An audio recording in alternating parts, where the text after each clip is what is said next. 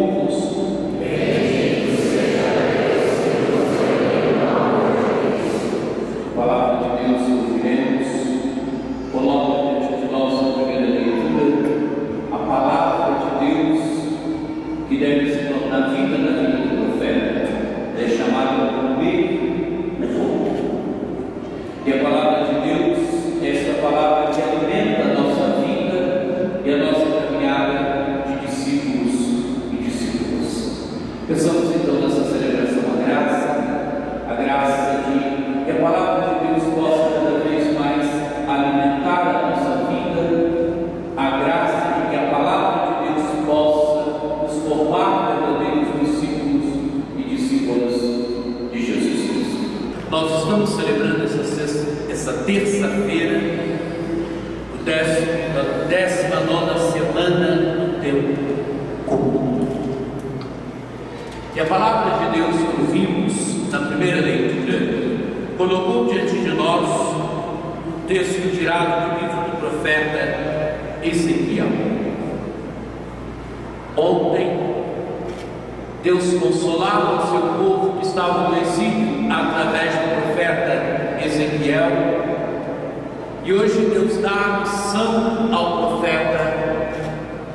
Porém, o profeta, ele deve antes fazer a experiência de Deus, ele deve comer o bolo e depois ele deve anunciar ao povo a palavra de Deus.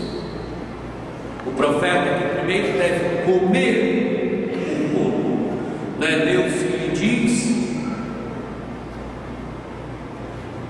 que ele deve comer o rolo. Isso significa, amados e amadas de Deus, que a palavra de Deus antes deve tornar-se vida na nossa vida. Isso significa que a palavra de Deus, antes de ser anunciada para os outros, ela deve se tornar realidade na vida de cada pessoa, ela deve se tornar realidade na vida do discípulo e da discípula. O profeta come o rolo, e é interessante que ele diz que era doce quando ele come o rolo. É a palavra de Deus que é doce, é a palavra de Deus que é desafiadora, é difícil sim de ser cumprida, mas é palavra de Deus. E por ser palavra de Deus, ela traz a doçura de ser palavra de Deus, ainda que o que ela anuncia não parece tão doce assim, né? Ele vai dizer: desenrolou diante de mim, estava escrito na frente no verso, nele havia cantos fúnebres, lamentações e ais. Cantos fúnebres, quando é que se canta cantos fúnebres? Diante da morte.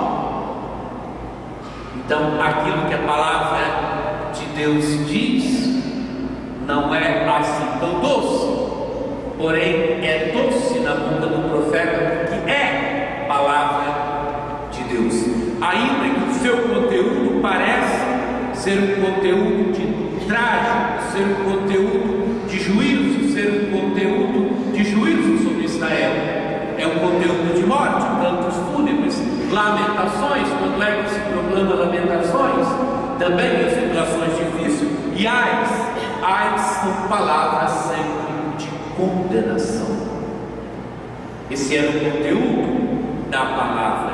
Ele me disse: filho do homem, come o que tens diante de si, come este rolo e vai falar aos filhos de Israel. Comer significa digerir a palavra. Comer significa que a palavra primeiro deve ser interiorizada na vida do profeta.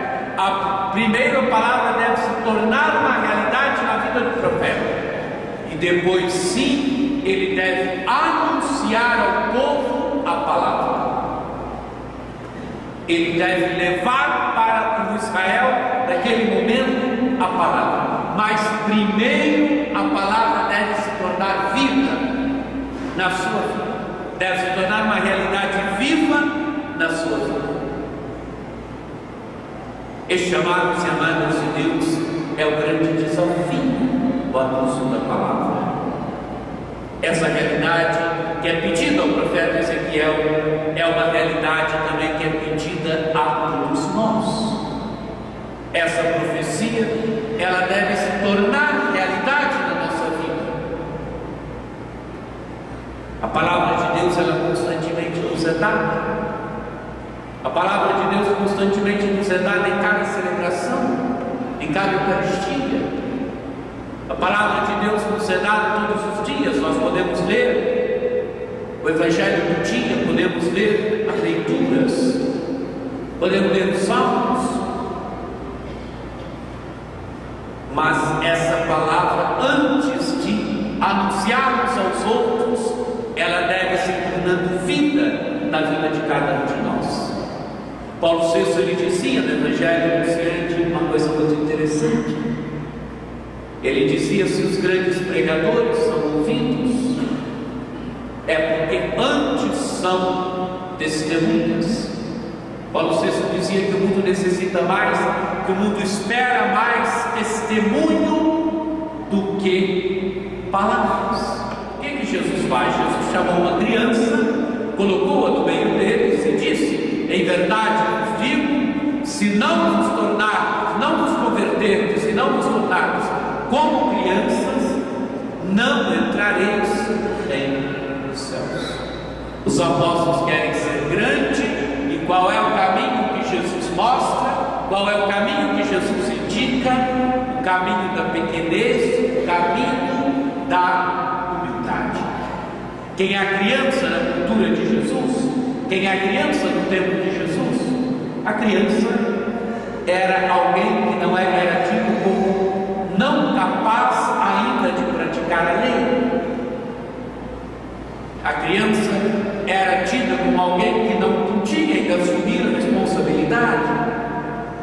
Tanto vocês vão encontrar, nós encontramos aquele gesto bonito. Aos 12 anos Jesus se apresentava no templo. 12 anos é o tempo em que o menino começa a ser responsável pelos seus atos.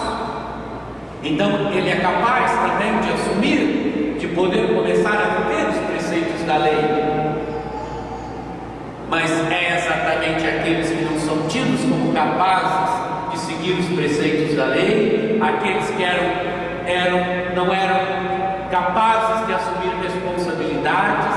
É exatamente para esses que Jesus aponta, para aqueles que eram tidos como pequenos, como desprezíveis. É exatamente para esses que Jesus aponta e diz para os discípulos o quê? Se não vos tornardes como crianças, não entrareis no reino dos céus. Jesus é duro. Não entrareis no reino dos céus. Os discípulos querem grandeza, querem honra. Jesus aponta o caminho da pequenez. Jesus aponta o caminho da humildade. Jesus aponta o caminho do serviço. Jesus aponta outro caminho. Esse é o caminho de Jesus. Esse é o nosso caminho. Nos tornarmos como crianças. Quer dizer, assumirmos cada vez mais, ou pedirmos sempre ao Espírito de Deus que faça o que em nós, nesse nosso caminho de vivência da palavra, de comer o bolo, nesse nosso caminho de discipulado, que nos faça pequenos, que nos torne mais unidos, que nos faça cada vez mais nos colocarmos numa atitude de serviço. E continua ainda Jesus. E agora Jesus convida: não desprezeis nenhum desses pequeninos. E quem é o pequenino? O pequenino, aqui pelo que Jesus vai dizer no final do Evangelho, aí não é mais só a criança, mas é aquele que é pequenino também dentro da comunidade. E quem é o pequenino dentro da comunidade? É aquele, aquela que às vezes não tem uma fé ainda muito madura, que tem uma fé pequena, que ainda não cresceu muito na fé. E porque não cresceu muito na fé, o que pode acontecer? Pode acontecer que ele se escandalize. Se escandalize com o quê? Com um gesto meu, com um gesto nosso. Que ele se escandalize com alguma coisa. E Jesus vai dizer que não se deve perder nenhum. É verdade, vos digo, se ele a encontrar, quer dizer, conta a parábola, se um homem tem 100 ovelhas e uma delas se perde, não deixa ele as 99 na montanha e vai procurar aquela que se perdeu? Em verdade vos digo, se ele a encontra, ficará mais feliz com ela do que com as 99 que não se perderam. Quer dizer, não pode perder ninguém. O pequenino não pode se perder por causa do escândalo ou por causa de alguma atitude, de alguma palavra nossa, porque ele não é alguém ainda que fez um caminho mais profundo de fé e então pode se escandalizar com pouca coisa. Eu me lembro uma vez, quando era ainda seminarista, uma discussão de sacristia, a gente conta o milagre do santo, não é? E uma senhora apresentou pediu ao bispo se podia batizar o seu neto. E o bispo disse que não, porque os pais eram separados e tal, então não podia batizar. E a senhora citou para ele, profeta Isaías, né? Que não se apaga a mecha que ainda fumega. E não se apaga a mecha que ainda fumega. Né? O bispo estava pegado ao rigorismo da lei. E a senhora, ela estava preocupada com isso aqui. como alguém que era pequeno na fé, mas que tinha ali uma mecha que ainda fumegava. Uma mecha que ainda fumegava e que podia acender ainda o fogo. O bispo podia ter escandalizado aquela pessoa, não escandalizou a senhora, mas podia ter escandalizado aquela pessoa que não tinha um caminho mais profundo de fé como temos nós. Não estava na comunidade todos os dias, mas tinha ali elementos de fé. O Espírito de Deus tinha feito algo ali. Esse é o pequeno, esse é o frágil, essa é aquela que nós não podemos deixar que se perca por causa do nosso testemunho ou por causa do nosso contra-testemunho. Comer o bolo implica o dever de cada vez colocarmos a palavra em prática. Implica o dever de cada vez mais fazermos com que a palavra se torne verdadeiramente vida na nossa vida. Amados e amadas de Deus, nós estamos vivendo o ano da misericórdia. O ano da misericórdia coloca diante de nós não a lei. O ano da misericórdia coloca diante de nós o amor misericordioso de Deus. O ano da misericórdia coloca diante de nós esse amor que vem do mais profundo de Deus, que vem das entranhas de Deus. Que movido por esse amor que vem do mais profundo de Deus, que vem das entranhas de Deus, nós podemos cada vez mais comer o ouro. Quer dizer, vivermos da palavra de Deus, fazermos e deixarmos que a palavra de Deus se torne verdadeiramente vida na nossa vida. E vivendo da palavra de Deus, que nós possamos cada vez mais sermos pequenos, humildes, não estarmos tão preocupados com o ser grande, mas preocupados com o serviço, e assim sempre edificarmos, nunca escandalizarmos o irmão menor, o irmão mais frágil de fé, o irmão pequeno, com o nosso contra-testemunho. Que o Espírito de Deus nos conduza por esse caminho, que o Espírito de Deus nos faça cada vez mais uma igreja de misericórdia, uma igreja da palavra, uma igreja onde cada uma sirva e se doe verdadeiramente com alegria, não procurando títulos ou grandezas, mas se colocando verdadeiramente a serviço, a exemplo de Jesus. Que o Espírito de Deus nos conduza por esse caminho bonito. Amém. O Senhor esteja convosco. Bendito seja o nome do Senhor.